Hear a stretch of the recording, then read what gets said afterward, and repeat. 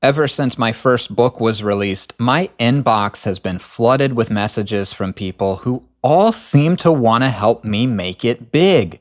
Publishers, curators, editors, experts, and I'm sure they're all genuine, right? No, I'm not that naive. I've actually been dealing with these types of scammers since I was a kid. But sometimes it's really hard to tell the difference between someone who is truly interested in your work and someone who just wants to use you to make a quick profit. And for the past month or so, I've noticed many of my creative friends have been plagued by these same emails. Hey guys, it's me, Eric Arcadian, and this is my show where I talk about the things that interest me: spirituality, music, magic, witchcraft, and the occult. Today's topic diverges slightly from my norm. I've put together a list of the top 5 scams that are currently raging against authors, artists, musicians, and other creative people. It's not just so that you can avoid wasting time and money. I think the biggest thing here is avoiding disappointment. After all, when you find out someone's validation was only a pretense for them trying to sell you something, it kind of sucks. But before I get into all that, let me tell you about my childhood experience. When I was in 5th grade, I wrote a poem about tigers for a school competition. It won 3rd place, so I was pretty proud of that accomplishment. I was even more proud when a publisher showed interest. And if you were actually in front of me right now, you'd see that I was making air quotes around the word publisher. Basically, I got a letter in the mail from some company claiming that they were putting together a poetry anthology. I have no idea how they got my information in the first place, but they said how much they loved my poem. In fact, they wanted to include it in the upcoming collection. And despite the fact that they were rapidly approaching their printing deadline, they had made a spot just for me. All I had to do was sign a couple of forms and attach a check for the administrative costs. It certainly sounded legit to me at the time, but remember, I was in 5th grade. Years later, I can see it for what it really was: a scam. So without further ado, and yes, I will eventually finish that story, let's jump right into the list. Scam number 1 is the Instagram feature or art gallery. Even if you're not an artist, you've probably encountered something like this. Post a cool picture on Instagram, and some random account with 100,000 followers will comment and say something like, "Love this, DM me," or "I want to feature this." If you bite on that hook and message them, they're usually pretty quick to reply with their pricing. Don't worry, it only usually costs somewhere between $20 and $100 to be featured. And again, I'm using air quotes around that word, featured. It might seem like an exciting opportunity to get your art or picture in front of 100,000 viewers, but the truth is, most of those followers are fake. They're bots.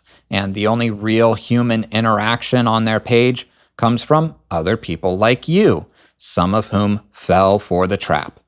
There's certainly worse ways to spend $20, but in this case, you're probably just setting yourself up for disappointment. Scam number 2 is the flattery trap, in which you'll see book clubs and paid playlists. So this applies mainly to authors and musicians. If you've ever written a book or a song, someone is going to offer to put it on a list somewhere to show it to people. For authors, this is usually a book club. Very commonly, they'll mention something about Goodreads. For musicians, this is usually some sort of Spotify playlist. I get at least one of these emails every week. If you reply, they'll send you their pricing. As part of the research I performed for this episode, I did inquire back to some of these offers. The most recent book club price I received was $186 to be featured. The playlist quotes usually range between $5 and $50, but it's per month.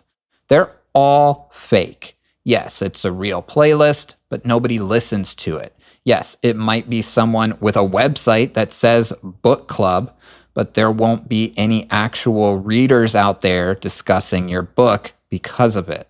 Delete these emails and move on. That's my suggestion. If you want to do your due diligence, go look at the sending email address. The address, my friends, not the sender name. Does it end in gmail.com? And if you're still not convinced, just go ahead and ask them what the cost is. Hang on, let me elucidate a little further on that because it seems to currently be fooling a high number of people. If someone, let's just call them Alex, from Goodreads, emailed me, I'd expect their email address to be something like alex@goodreads.com, right? If instead we have something like alex.goodreads@gmail.com, well, then there is something fishy going on. By the way, if you're enjoying this type of content, you can find more over on my YouTube channel or support my work on Patreon. Links will be in the show description. Scam number 3 is the overpayment.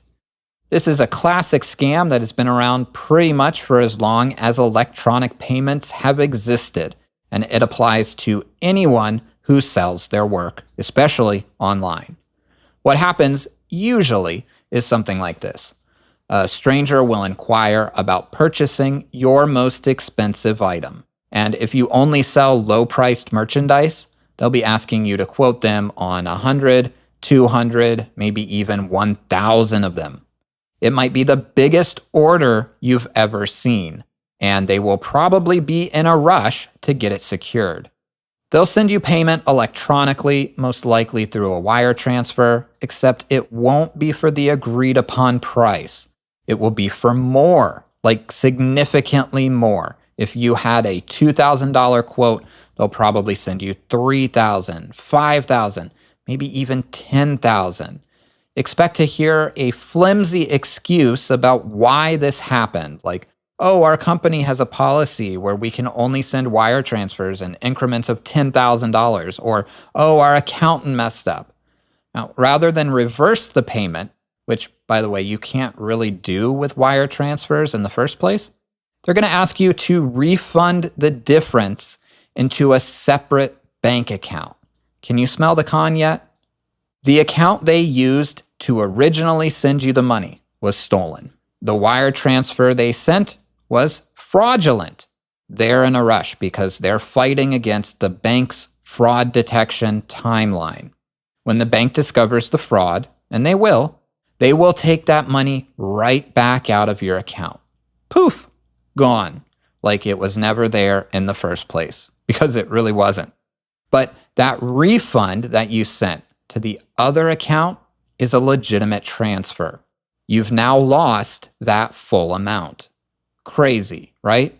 And yeah, your intuition probably should have tipped you off about this one from the very beginning, but sometimes the size of the potential order causes folks to ignore their higher reasoning.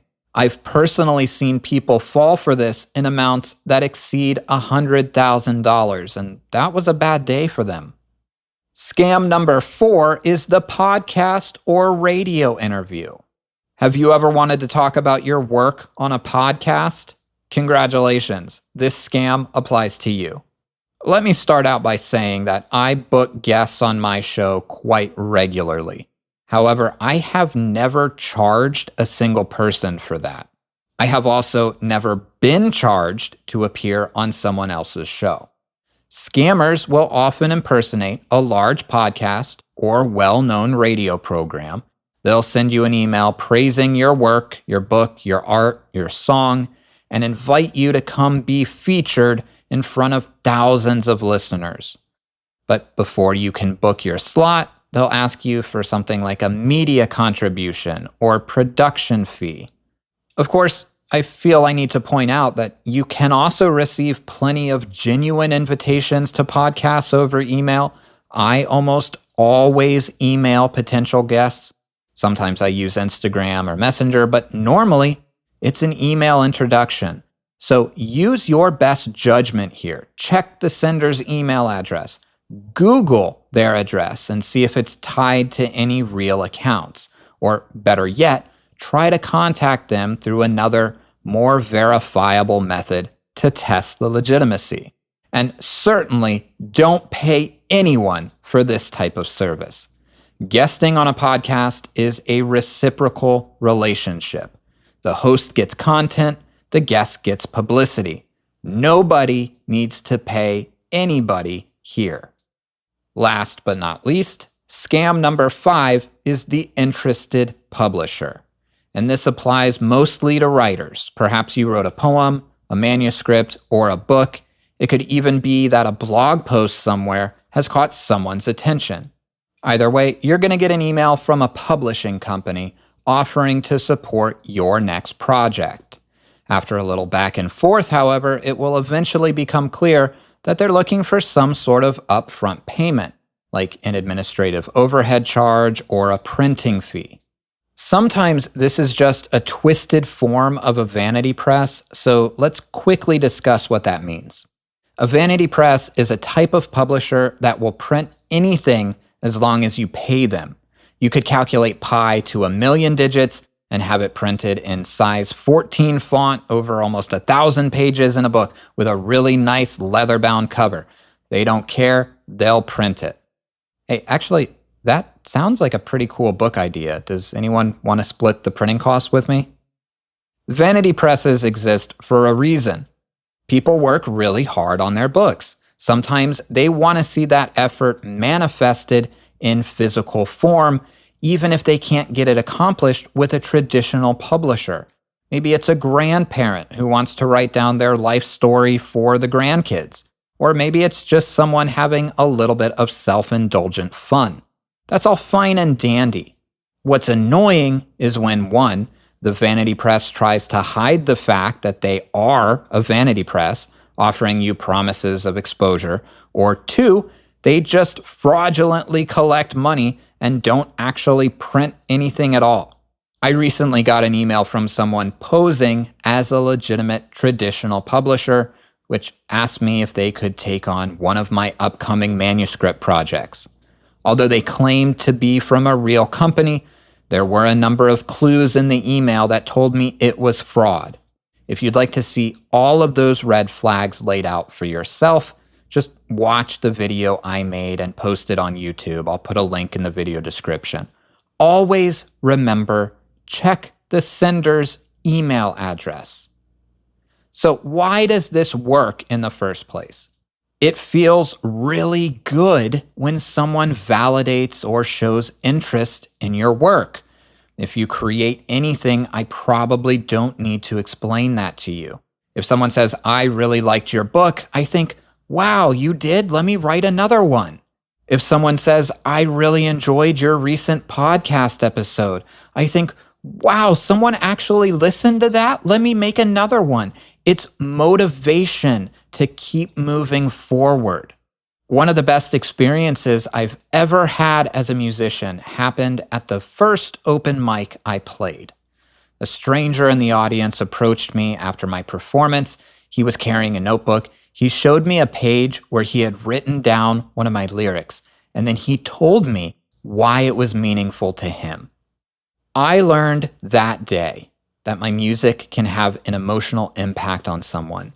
And while he probably doesn't still remember me or my song, I definitely remember him.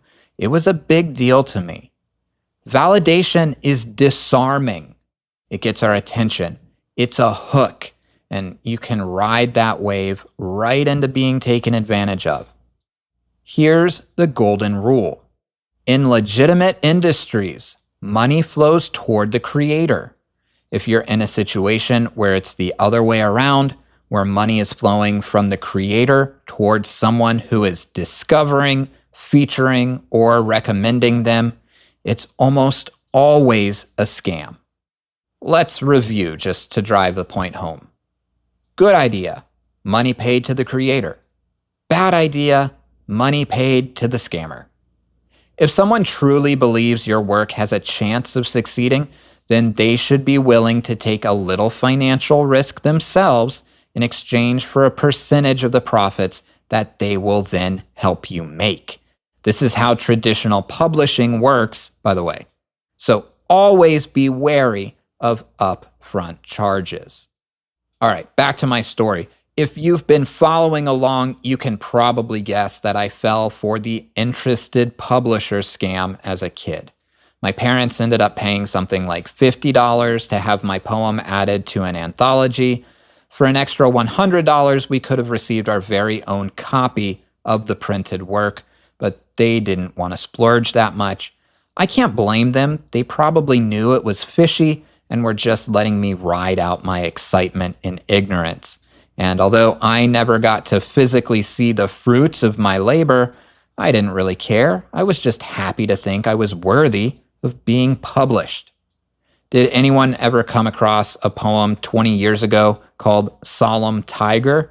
If so, it might have just been written by 10-year-old me. Thanks for spending a little time with me today. If you liked this episode, check out the description for links to more of my work, including my YouTube channel, blog, and Patreon. I'm Eric Arcadian, and until next time, stay tuned for more.